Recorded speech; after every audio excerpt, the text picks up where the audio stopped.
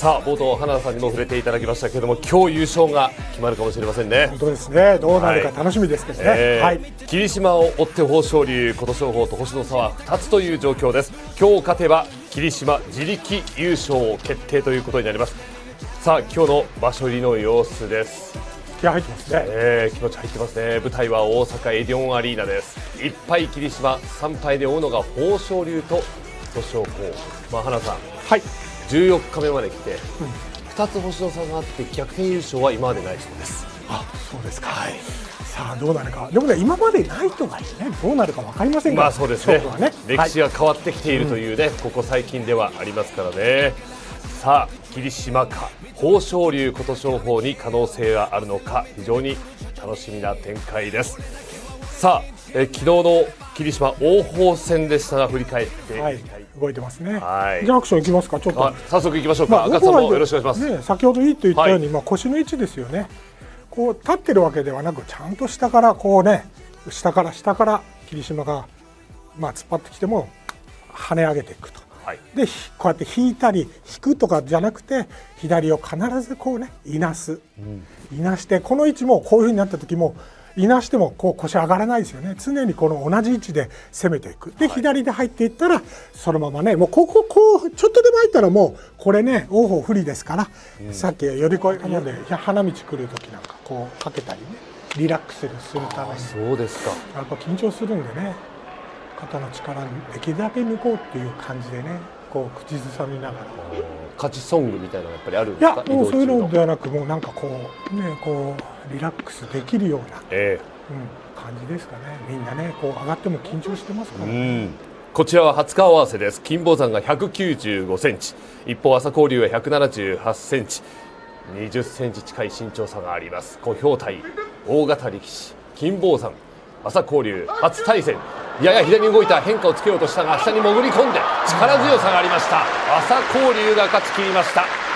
20センチの身長差、なんのその立ち合いちょっと左側に行きましたね。ちょっと左行ったんで、ちょっとそれで状態上がっちゃったんでね、朝紅龍としては体が大きくいかれるんですけど、よく相手を見て、引いたけどね、もろ手突きが出てこなかったんですよね。そういうことですか。失敗したんですけど、ここでやはり金峰山が右上手を遠目に取りに行ったんですよ。その相撲で刺激が受けるでしょうからね。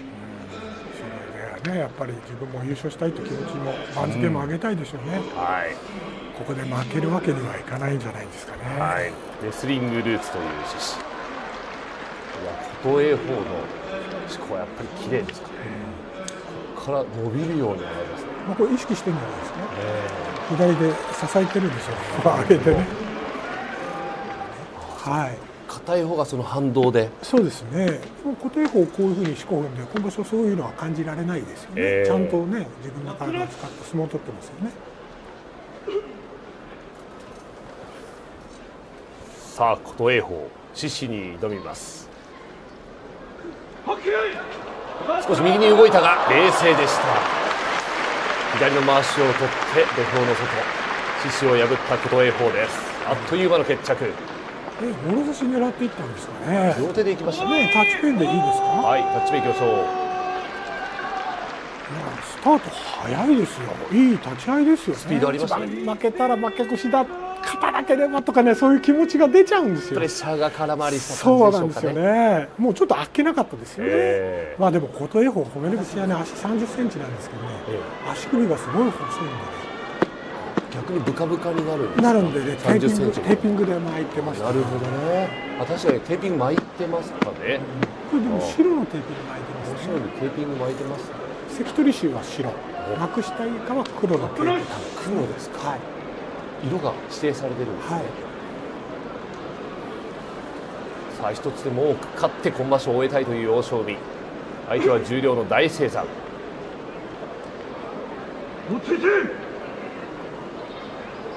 先場所は10番勝ったという欧勝海ですが、左に変化。大青山がくるっと転がっていきました。欧勝海勝っています。4勝目。大青山変化ついていくことができませんでした。じゃあアクションに行きますね。お願いします。右肩、行こう行こうって立ち合い当たり負けするのは良くないって考えてるんですよ。そうするとね上半身ばっかこう前に出ちゃうんですよ。だから立ち合いこうついてますよね。年齢がね、あれ違うので、入った順ですけどね。まあこの後登場する藤青雲なんか一応働いてますからね。突破印刷で相撲部で突破印刷、働きながら一山本もですよね。そうですね、一度役所で働いてますからね。さあ時間になりました。勝てば2桁10勝、豪ノ山かそれとも朝白龍か。先に腰を下ろしたのは豪ノ山、続いて朝白龍。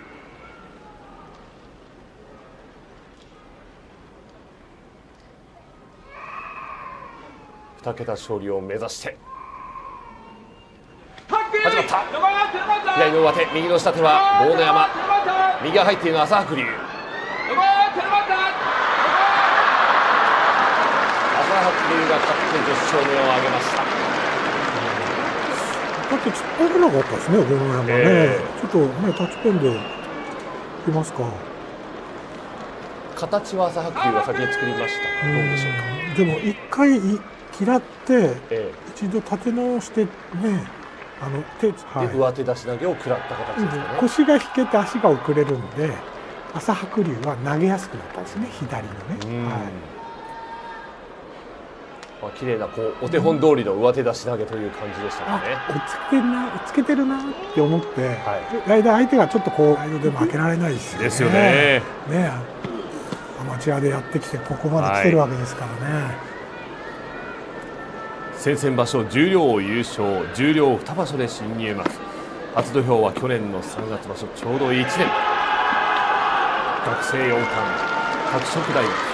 掛け声いい子たちじゃないですか。声届いてますね。おそらく中学、高校の後輩になると思います。和歌山から来てくれているんでしょう。始まった。左前道を取りに行ったのは狼雅でした。右の下手は藤亮が耐えたい。胸で追っていく。崩れる。藤亮が敗れました。後輩たちの前で白星飾ることはできませんでした。狼雅が意地を見せました。左上でよかったですね。握手いきましょうかね。お願いします。左からも見れますね。立ち合い。左前道を狼雅取りに行った。回し取ったらやっぱり狼雅がね一番の2枚の上手ですからね。右も入ってますね。どうにか残ってるんですが、この狼雅のねガブリ寄りがいいですよね。ガブってこのまま出てくるのかなと思ったら瞬間にこうね力を抜いて引いたと。足に俵かかったからじゃないですか。それが狼雅分かったんですよね。うまく崩してますね。オールドルーキー。オールドルーキーですかね。いや、違うかね。オールドルーキーはあれですよね。徐々に違う方ヒントが来始めましたので、スタッフの皆さんも調べておいていただければありがたいです。なんかね、恋愛の映画でしたね。これだなと思って見てましたね。ラブオブザゲーム。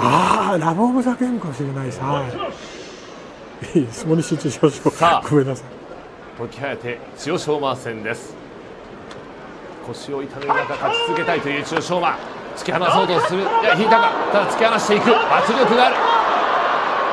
少し右に動いた。左の足を取って崩しました。千代翔馬勝っています。9勝目。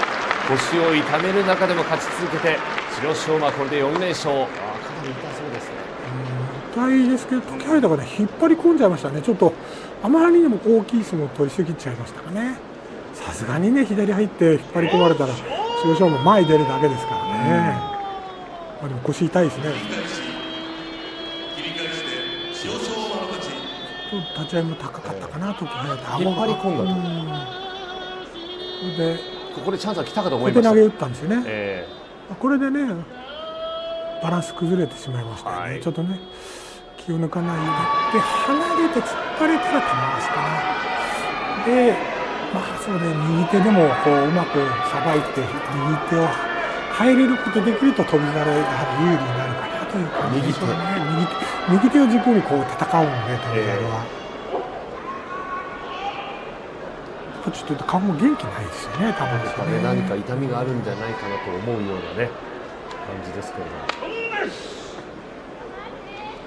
翔猿は右手を軸に相撲を取っていきたいと。玉鷲突き放していくか。両雄10度目の激突。ちょっと右に動いた。突き放そうとする玉足。中には入れさせません。体を起こしに行く。冷静に翔猿は相手を見ているでしょうか。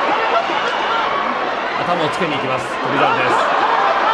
右入った。パワーで玉足が投げようとするが耐えた翔猿。足をかけに行った。崩した。崩しました。うまい相撲でした。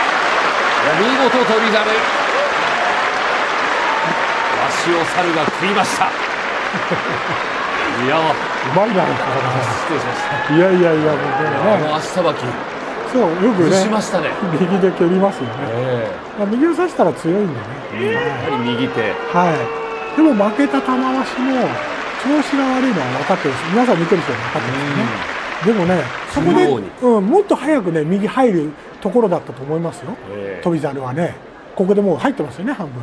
でも常にね、正対してるんですよね。本当ですね。常に中心に頭を戻していきますね。こう調子いい時はね、こう前にさーってこう出れるんですけど、もう今調子悪いんでね。また頭。そう、これ蹴ることによって大きい人の当たりを前に出てこないように止めてるんですよ。ここで決まってくれれば一番いいんですけど、で玉鷲も調子が悪いとはいえね、足腰いいですから、そういう点ではね、最後はちょっとはーっていう。今場所調子悪いなっていう感じですよね。どうかやっぱ怪我ですよね。おそらくね、体がついていかないんでしょうね。翔猿、御嶽海のこれを聞いて、俺も忘れないでくれと思ってるんじゃないですかね。そうですね。長野も桜は綺麗です。3タイムズチャンピオンですからね。御嶽海はね。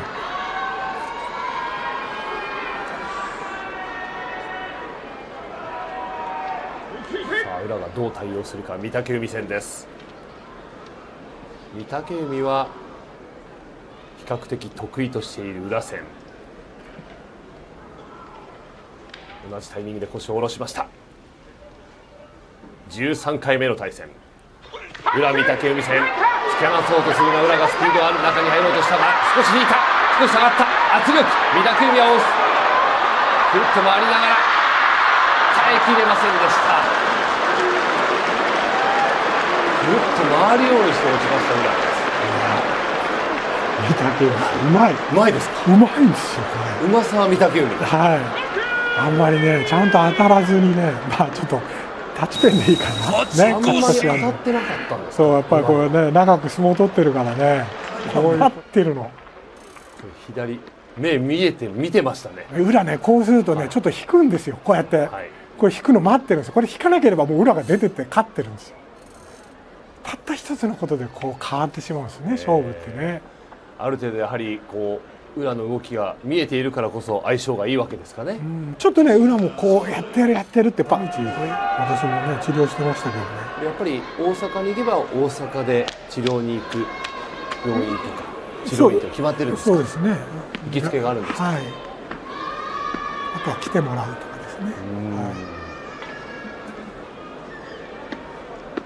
やっぱりこう行きつけの治療院があって左腕痛めた時はよく福岡に行ってらっしゃいましたね。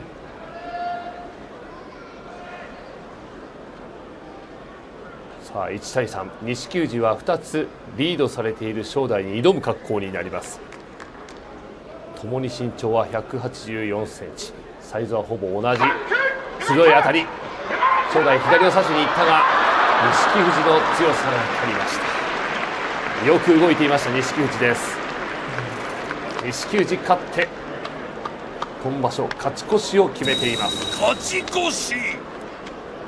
左手が痛かったんですかね、正代は。決められた感じですかね。力入りませんでした。ちょっとね踏み込みがこうちょっと左ここで小手投げで、これで肘決まっちゃったんでしょうね。そうですね。正代我慢しなきゃ。正代ね、ここで一頑張り。そうですね。錦富士がうまくね相撲を取りました。接し方とかね、びっくりしますもんね。昔だとヒヤッとするような。だから親方にそれでいいのって言ったらいいんです、そういう時代ですっていう親方もいらっしゃるし。どの競技もね、そうなってますね。いろんな競技見てますけど、どの競技もそうかもしれませんね。さあ欧勝馬、藤青雲、こちらは初顔合わせということになります。結構いろんな企業にも相撲部があるんですよというふうにコメント欄を教えてくださっている方がいますね。社会人相撲、さあ欧勝馬、藤青雲始まりました。藤青雲、なんと10勝目を挙げることはできませんでした。藤青雲ちょっと物言いつくかぶって周り見ましたね、終わったね。微妙なところだったんでしょうかね。まあでも欧勝馬残ってましたね、完全にね。物言いはつきませんでした。なんかこう当たってこないから藤青雲当たりにくいんじゃないですか。向こうのとこいっていう感じですよ。当たって見てますよ。ほらこれここで来た。どこで引こうかっていう分かるんですよ。足が揃ってお尻が上がるんで、なんとなくこう相手を、突き押し相撲を阿炎、回転力でいきたいところです。くせ者と呼ばれている阿炎、どう朝乃山に相対するか。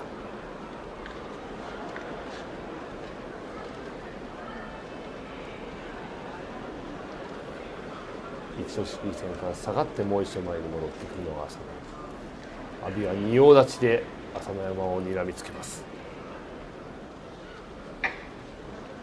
万全の2人が見たいというコメントもかなり来ておりますが、痛みを抱える中で勇気を持って土俵に上がっています。阿炎の吐息も聞こえてくる。朝乃山、阿炎戦、左に変化、まわしを取った阿炎、やはりくせ者感を出してきました。気が大丈夫ですかね。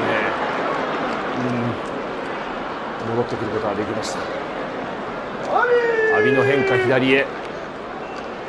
うまいとはうまいんですけど、はい、朝乃山万全を見たいところではありますが、その中でもなんとか勝っていかなければいけない阿炎はその引き出しを出しました。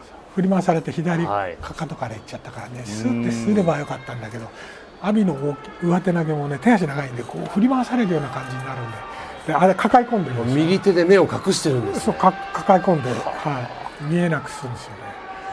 変化なんかしたことないでしょ、平戸海。そうですね。平戸海が178センチ、藤岡は177センチ、ほぼ同じ。体重は平戸海が勝ります。前回は藤岡が勝っています。1対0、2度目の対戦。ワクワクしてもらえるような取り組みを続けていきたいと話すのが若き藤ノ川です。今日は平戸海を迎えます。面構えがいい2人。頭で当たった平戸海の勢いですが、左を差して投げました。ものすごいスピードでした。頭が激突。アクションいきましょう。アクションいきましょうか。高津さんお願いします。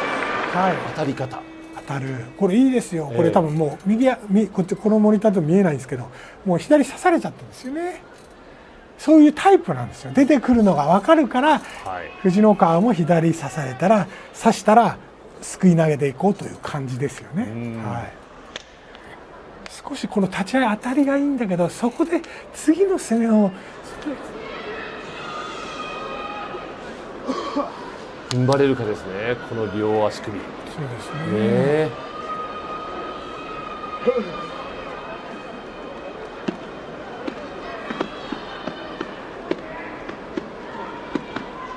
顔気は入ってるしね。はい。これから忘れられるといいですけどね。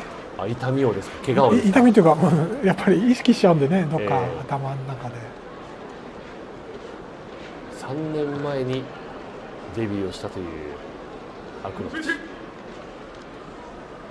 自分で決めたしこ名です。美ノ海戦。下から潜っていこうとする白鵬。美ノ海、体を起こされたか、寄り切りました。白鵬勝っています。痛みを抱える中。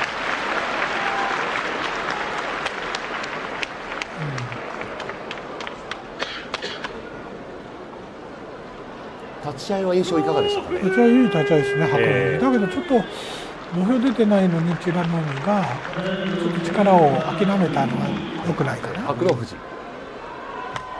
美ノ海戦、立ち合い悪くありませんでしたね。悪くないです。美ノ海も良かったんですけど、なんかここからね、こう諦めるような感じで、これ土俵出てないのにね。自分で下がってくる。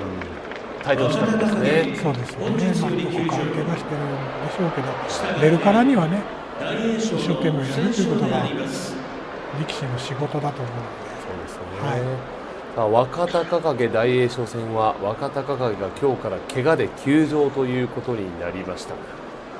右肘の内側側副靭帯損傷の疑い、そして右上腕三頭筋付着部損傷の疑いということで、この疾患のために6週間程度の療養が必要。今日から休場。ただ8勝6敗で勝ち越しは決めています。大栄翔が不戦勝で7勝7敗としました。若隆景ね、膝の怪我、早く吉野富士もアナウンサー関脇大関取りに向かっていってもらいたいですけどもね、もう経験積んでいけばはいいいですよね。王鵬もね、こうなんていうんだろうな、上位に全部勝ってほしいんだよね。ここぞの王鵬という感じはしますけれどもね、さあどっちも勝ってほしいというコメントをいただいております。王鵬、吉野富士、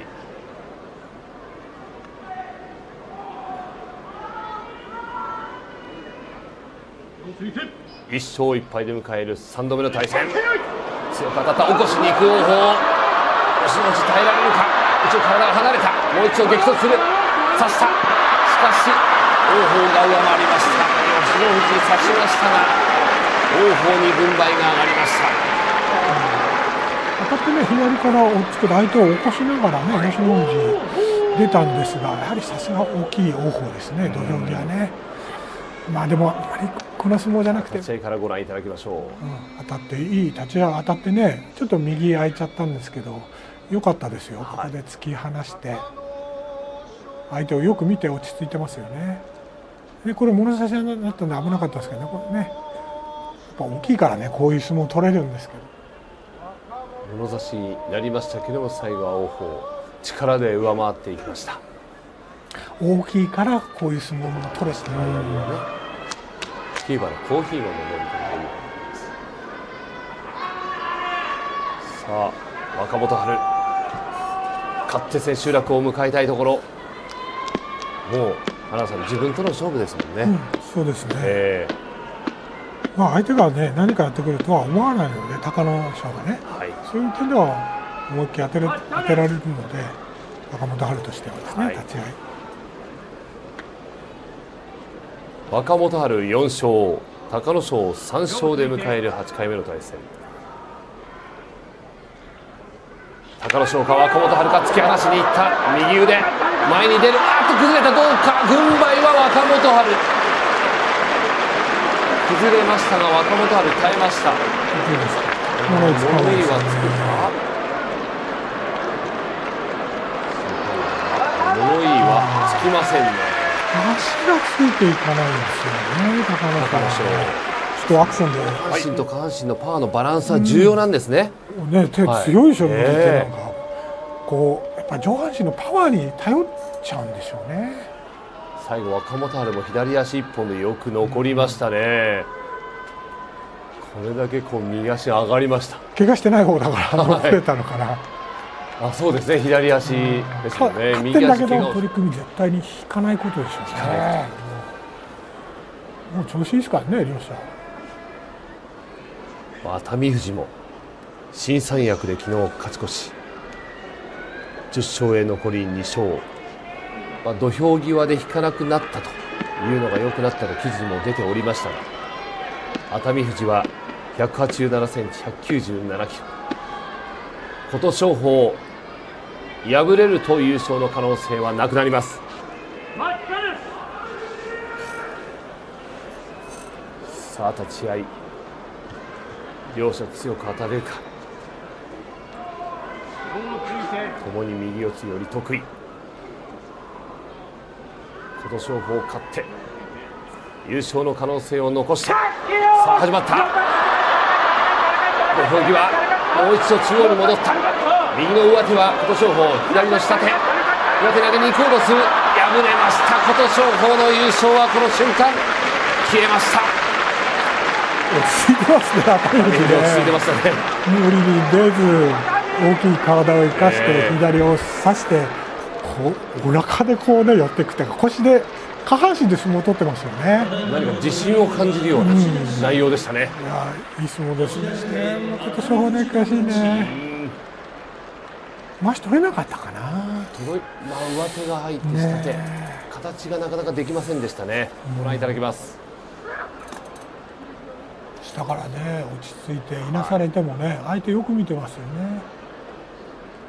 上手は取ってるんだね。右上手は取りました。でも落ち着いてこの、ね、回しの位置が低いでしょ、熱海富士のがあの状態。いやー、これは明日も楽しみです。熱海富士。琴勝峰も前に出なきゃね、引いてここまではいいですけど、これまた引いちゃってますもんね。やっぱり前に出て相撲を取るのが琴勝峰をね勝つ相撲じゃないかな、琴勝峰にとっては。ちょっと熱海富士横綱みたいですね、最後ですね。貫禄がありましたね。雰囲気出てましたね。可愛いから強さの。おそらく土俵向こうが見えますよね。見えます見えます。ちゃんとね、目線は合わせようと思えば合わせられますよね。気にせずにって、あれ見てんなこいつっていう時あるんですか。そうなると話せないですよね、目がね。自分からそらすわけにもいきませんもんね。ボクシングの時の拳合わせみたいな感じですね。さあ土俵上は高安と一山本です。2対6で高安がリードして迎える9回目の対戦。さあ声上げながら突き放していこうとする。捕まえるか高安。足をうまく取って一山本が勝ちました。高安がなかなか後半中盤あたりから白星が伸びていきません。腰悪いんじゃないかな。腰ですか。もう足が出てないので、勝ってる人も全部足で相撲を取ってるんですけど、今もだって当たっていい、もう左差してるんですよ、十分じゃないですか。高安の形に見えましたが軍配は当たって、いつも通りこれでもう入ってるんですけど、左入りました。足動いてないですよね。ここで上手、左の上手。痛い痛い痛い痛いっていう感じになっちゃいますよね。耐えられないんですね。2003年11月場所以来優勝を手にします。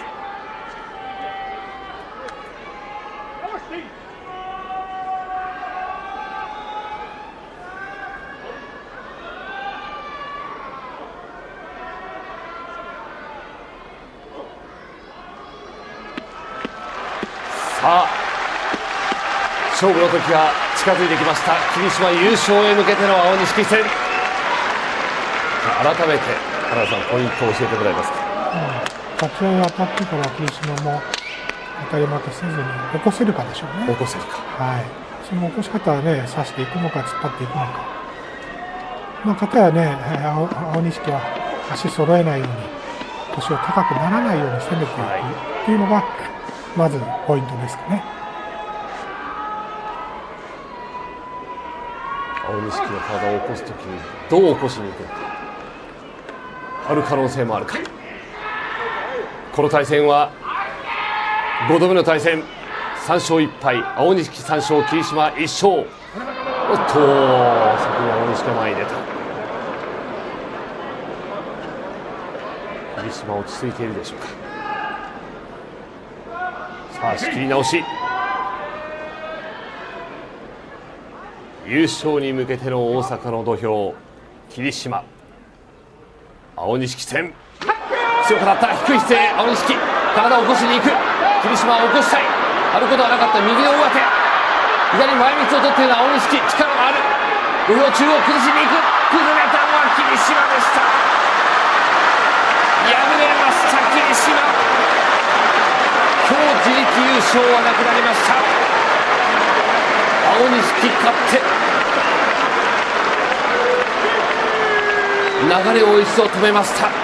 土俵下でその瞬間を見つめていた横綱豊昇龍。いや、花さん敗れました。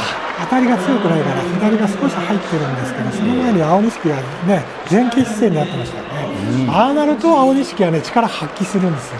ベストの形だったんですか。そう、あれが青錦はベストなんですよ。あそこからねこう持ち上げるのは苦しいので、だからみんな突っ張ってるでしょ。突っ張ってから攻めてるんですけど、最初から差しに行くとやはりね青錦有利でしたよね。あとはちょっとなすすべな、この低い姿勢早く立とうとしてるでしょ青錦、はい、だから一回回って入っちゃったんですけどね、これ回し取ったんで右の上手全く体が起き上がりませんね。最後だけ左差したんですね。左差したんですね。ちょっと左差せて、負けてますよね。だからそれはやらないようにして両回し取って頭つけてるってことに。左の前三つ持ってずっと頭くっついてました。これ左を差しながら相撲を取るようになったらもっと強くなると思うんですよね、青錦ね。そこまでまだ学んでない状態なの。まだ引き出しがないのにここまで来ているというのもそうだって圧巻ですね。はい、でもここまで勝ってるから、それだけでもすごいんですよ。いや張らなければいい、もうこれだけです。張りが出た瞬間リスクを背負うわけですね。はい、もう状態上がるんで、はい、それさえしなければ大丈夫です。腰の位置はポイントですね。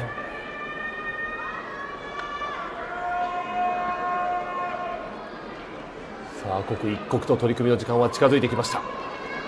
ぐっと琴櫻を睨んだ豊昇龍。さあスイッチが入ります。いつものルーティン、今日の結びの一番、優勝に向けては落とすことができない、追い詰められた状況。豊昇龍、横綱、西の大関琴櫻を迎えます。息を吐きました。今日霧島優勝決まるでしょうか、それとも千秋楽に優勝決定は持ち越されるでしょうか。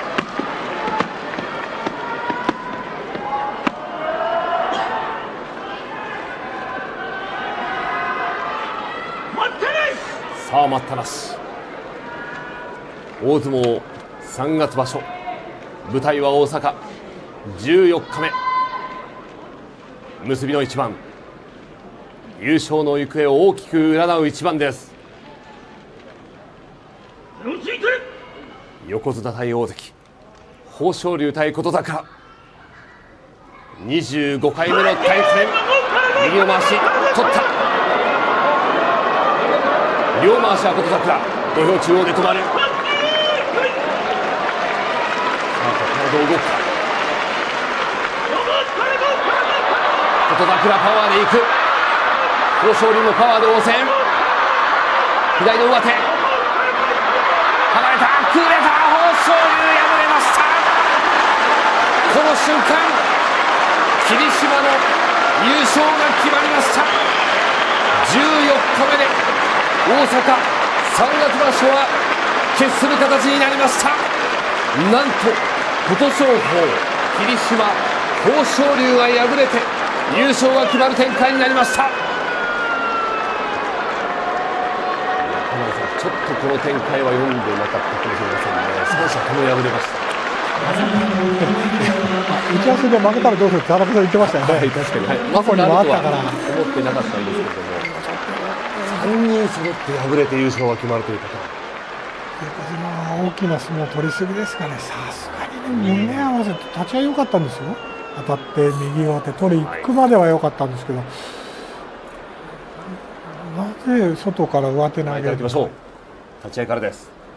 ここね良かったですよね、はい、このまま行くのかなと思ったらもう完全に胸合わせてますからね。そうですね、なんか自分から胸合わせに行ったような感じですね今日は。